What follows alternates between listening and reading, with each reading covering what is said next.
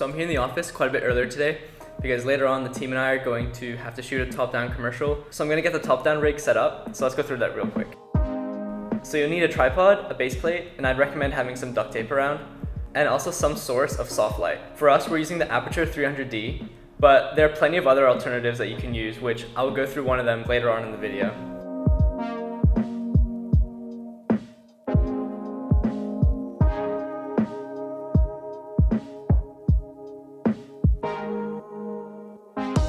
So what I've done is I've put the tripod and inverted it so the place where you attach the camera is underneath, and then the legs of the tripod just go down, and I've taped the legs of the tripod to the table so that nobody bumps or walks into it. And then I've also got an Aputure 300D, which gives it that nice soft light that you'll get over there.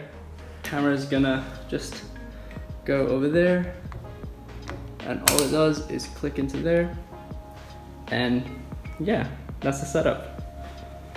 So let's go over a couple quick tips that you want to keep in mind while you're shooting top-down videography or photography. So firstly, use soft light because you don't want any harsh shadows, as it could make your image look kind of weird. Secondly, I'd highly recommend you use some sort of external monitor to track what's happening on your camera, so you don't always have to climb up onto the desk or to the top of your rig to see what's going on.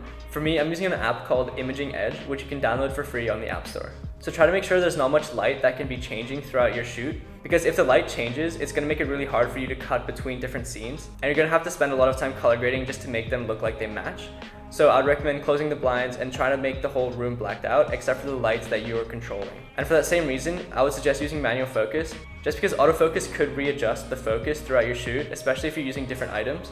And you don't really want that, as the shot could look quite different because of the focus change. Also, make sure your camera is facing directly down, as you don't want it to be slightly to the side, as things are going to start looking kind of weird in the frame. One way to make sure that it's completely straight down is to grab an object that is rectangular and just align it with the grid that is on your camera. And lastly, make sure the surface that you're filming on looks nice. We've got these wooden tables here that kind of look nice, but if you don't have a surface that you like, you can always order some surfaces on Amazon. Okay, go for it.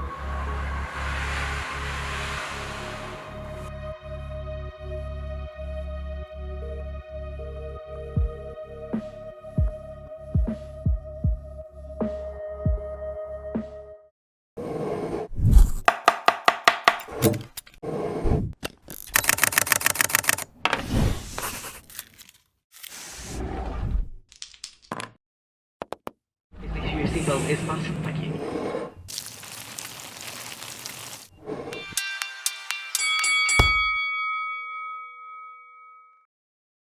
It's really nice to be able to use the Aputure 300D and all this professional lighting gear, but I'm going to try and recreate these kind of shots at home, just in my kitchen, using slightly more modest equipment. So I'm going to be using a floodlight that I borrowed from my uncle, which he just uses in his garden. Then I'm also going to be using a 5-in-1 diffuser that you can pick up off of Amazon for like $25.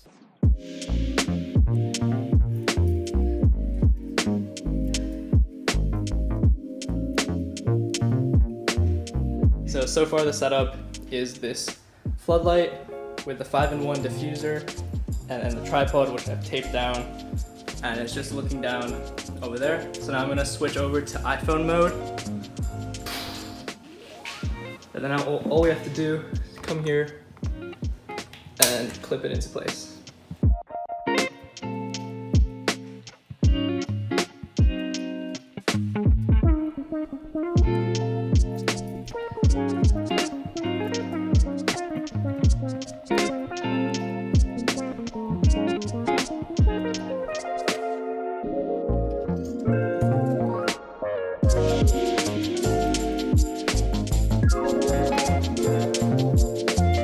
Next time you're trying to think of a new angle that you can shoot from, trying to get something a little different for your video, or even just trying to come up with a new concept for a video idea, think about using some sort of top-down video setup. It could be nice to try and add a new angle to your video, a new dimension, spice it up a little bit. So yeah, have some fun with it, see what you can do. Please leave a like and subscribe if you haven't already.